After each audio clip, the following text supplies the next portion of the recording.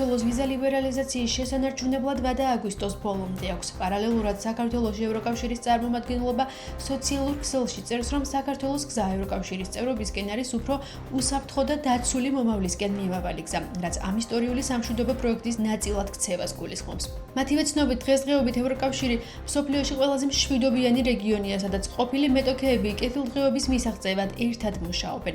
მათი განცხადებით, ევროკავშირის შექმნის დღიდან 70 წელზე მეტი ხნის განმავლობაში მასში ომი არ ყოფილა, რაც ხანგრძლივი მშვიდობის დამყარების ისტორიული მიღწევა. საქართველოში ნიდერლანდების საელჩოს განცხადებით კი ქვეყანაში გაუარესებული მდგომარეობის გამო, რაც საქართველოს ხელისუფლების მხრიდან გადადგმულმა ქმედებებმა გამოიწვია, მატრას პროგრამას დროებით წყვეტენ. როგორც გავრცელებულ ინფორმაციაშია ნათქვამი, მატრას კანონის უზენაესობის პროგრამის ფარგლებში წლების განმავლობაში 200-მდე ქართველმა ოფიციალურმა პირმა და საჯარო მოხელემ მიიღო მონაწილეობა სასწავლო პროცესში, რამაც საქართველოს საჯარო ინსტიტუციის გაძლიერებაში მნიშვნელოვანი წვლილი შეიტანა.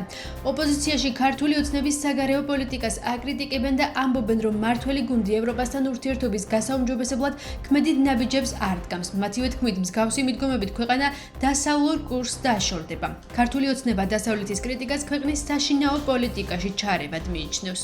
დაგვაწიეს სიტყვა, რომ თურმე ევროკავშირს მხოლოდ მშვიდობა უნდა და 3 წლინახევრის განმავლობაში ერთხელ ვერ წამოწდათ სიტყვა, რომ სწორია ქართული სახელმწიფოს პოზიცია და მთავრობის პოზიცია, რომ იცავს ქვეყანაში მშვიდობას, სტაბილურობას და არ აძლევს საბაბს რუსეთის ფედერაციას იმისათვის, რომ აქ რაიმე ტიპის აგრესია განხორციელდეს. მთავრობას ზოგადად აღებული აქვს კურსი, რომ დავშორდეთ ევროკავშირის და ამ ნაწილში ევროკავშირის რეაქცია შეიძლება მათ შორის უვიზო მიმოსვლის შეჩერებით დასრულდეს. მით უმეტეს, რომ ის პირობები, რომელიც ევროკავშირმა წარუდგინა, დიდი ხანია ცნობილია და ამ მიმართულებით არანაირი ნაბიჯი არ იყო გადადგმული. საკმარისი დრო იყო, რომ ერთი კანონი მაინც გაეუქმებინა თან, თუნდაც განცხადების დონეზე ამ ზაობა გამოეხატათ და პირიქით დავინახეთ, ამიტომ მე არ მგონია, რომ შეიცვლება სავარაუდოდ ოქტომბრის ბოლოსკენ მაღალი ალბათობა ყოველთვის რომ დავკარგოთ უვიზოდ მიმოსვლის შესაძლებლობა. ქართულ ოცნებას მიუხედავად იმისა, რომ ევროკავშირი შეიძლება კონკრეტულ საკითხებთან დაკავშირებით 1-2 პოზიციით გაუმჯობესებას უფიქსირებდეს, ფაქტია, რომ ევროკავშირს აქვს ჩამოყალიბებული პოზიცია, რომ სანამ ის იურიდიული და პოლიტიკური ვალდებულებები არ შესრულდება, რასაც ევროკავშირი აწესებს, იზრდება იმის შანსი, რომ ივანიშვილმა საკუთარ მიზანს მიაღწიოს და 4 მილიონი ქართველი დაასანქციროს და უვიზო მიმოსვლა შეუჭეროს. თეთრ სახლში დონალდ ტრამპის, ვოლოდიმერ ზელენსკისა და ევროპელ ლიდერებს შორის შეხვედრას ქართულ პოლიტიკურ სპექტრში აფასებენ. ოპოზიციის ლიდერების თქმით, ამერიკა მსოფლიო კონფლიქტების მოგვარებაში დადებით როლს ასრულებს, რაც უკრაინას დაეხმარება. თუმცა მათივე თქმით, საერთაშორისო ჭრილში საქართველოს საკითხი აღარ განიხილება. ოპოზიცია პასუხისმგებლობას მმართველ გუნდს აკისრებს და თვლის, რომ ქვეყანა რუსეთის პოლიტიკური გავლენის ქვეშ არის მოქცეული. თუ შედეგი იქნება ისეთი, რომელიც როგორც მინიმუმ არ ჩაითვლება, რომ უკრაინამ წააგო, მაშინ ძალიან კარგი. თუ ტრამპის ამ აქტივობის შედეგად უკრაინაში თუ სოფლიოში დარჩება ახმა, რომ რუსეთმა მოიგო, მაშინ ეს იქნება უდიდესი შეცდომა, რომელიც ტრამპმა დაუშვა და შეეძლო დაეშვა ამ სიტუაციაში და დარწმუნებული ვარ, ჩვენზე ძალიან სულად დაისახება ეს და ჩვენთვისაც ძალიან გაზრდის რისკებს, მათ შორის რუსეთიდან მომავალ რისკებს. ძალიან რთულია ნებისმიერ ვითარებაში ვისაუბროთ რა შედეგით დასრულდება, იმიტომ რომ ერთ მხარეს ყავს რაციონალური ხელისუფლება პრეზიდენტ ზელენსკის სახით, რომელიც იცავს საკუთარ ქვეყნის სუვერენიტეტს და სახელმწიფოებრიობას და მეორე ყავს მანიაკი აგრესორი, რომლის ლოგიკის გამოცნობაც არის ძალიან რთული. აქედან გამომდინარე, აქ თავარი ჩემთვის რაც იყო, არის იმ კონტურების დანახვა, რომელიც დასავლურ ცივილიზაციას აქვს. ტრამპის ენერგიული მცდელობა არის, რომ მშვიდობა დამყარდეს უკრაინაში. ბუნებრივია, ეს არ არის მარტივი საკითხი, მთელი რიგი მიზეზების გამო, მაგრამ იგი ძალიან, რო ვიტყვიან, თანმიმდევრულად მიყვება ამ საკითხს.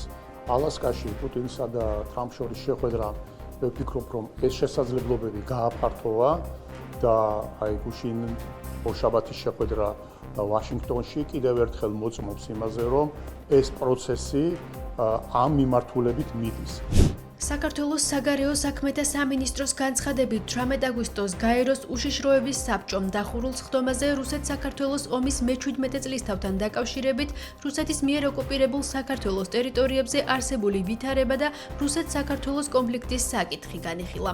მათივე ცნობით სხდომის ფარგლებში გაეროს გენერალური მდივნის თანაშემწე, ევროპის ცენტრალური აზიისა და ამერიკის საკითხებში მიროსლავ იენჩამ გააკეთა მოხსენება და საბჭოს წევრებს ადგილზე არსებული ვითარებისა და ჟენევის საერთაშორისო მოლაპარაკებების პროცესის შესახებ განახლებული ინფორმაცია მიაწოდა.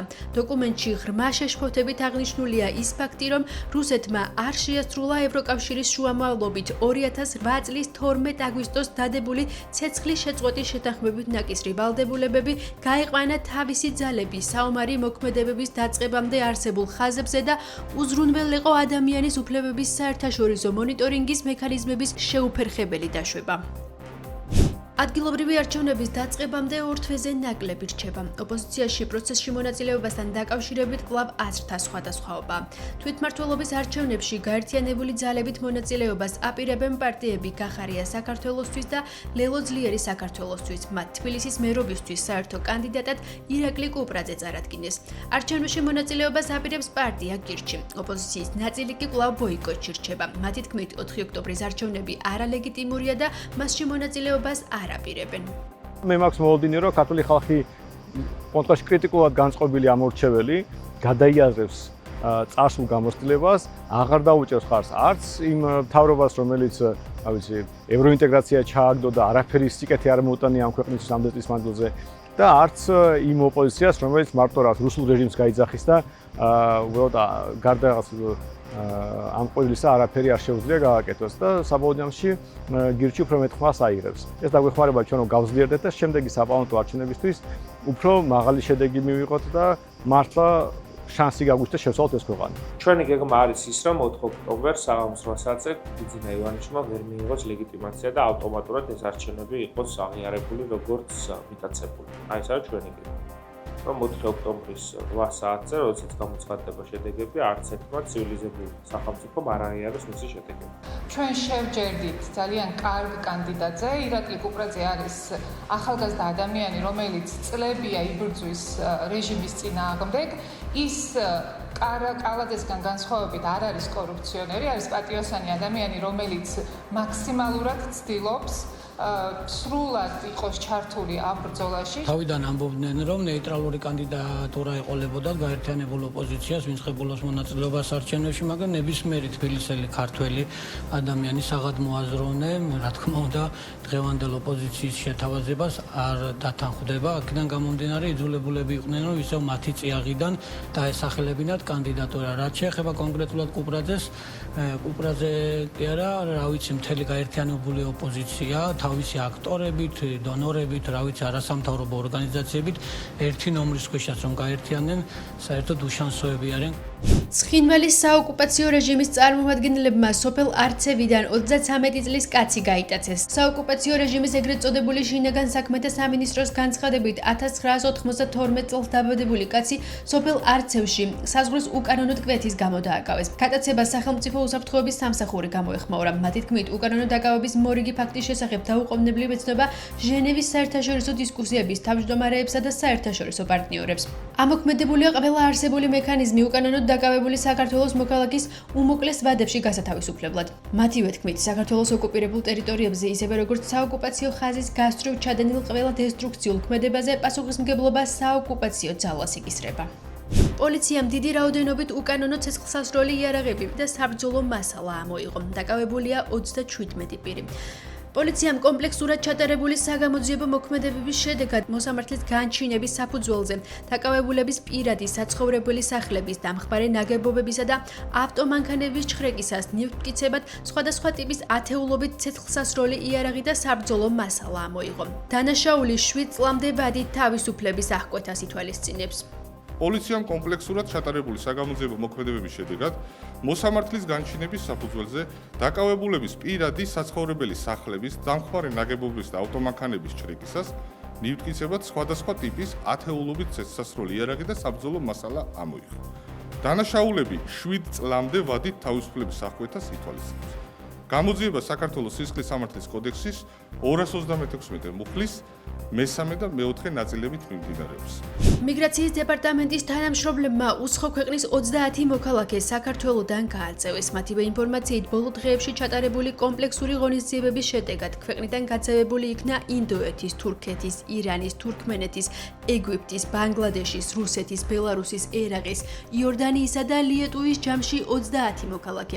მოქმედი კანონმდებლობის შესაბამისად გაძევებულ პირებს ქვეყანაში შემოსვლის აკრძალვა დაუწესდათ.